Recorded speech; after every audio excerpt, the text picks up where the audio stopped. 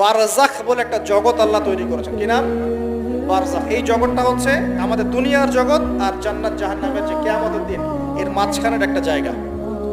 এখানে ইল্লিন আর সিজ্জিন দুটো স্তর আছে, একটা নাম ইল্লিন, একটা সিজ্জিন। এই দুনিয়ার নেককার মানুষ যারা, তাদের আত্মাগুলোকে আল্লাহ পাক এই যে ইল্লিনে নিয়ে গিয়ে রেখে দেন। আর দুনিয়াতে যারা পাপী পাপাচারী, তাদের আত্মাগুলোকে আল্লাহ পাক সিজ্জিনে রেখে দেন। এই যে কবরের যে আযাব, যে আমরা একটা কথা বলি, এটা আযাব বলতে রূহের আযাব। কিসের আযাব? রূহ। দেহ তো আমরা নাই ওখানে, দেহ আছে?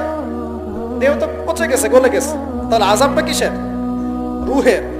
বুঝাচ্ছি, আমি এই পড়াশোনাটা করেছি ইমাম গাজ্জালী রাহিমাহুল্লাহর বই থেকে।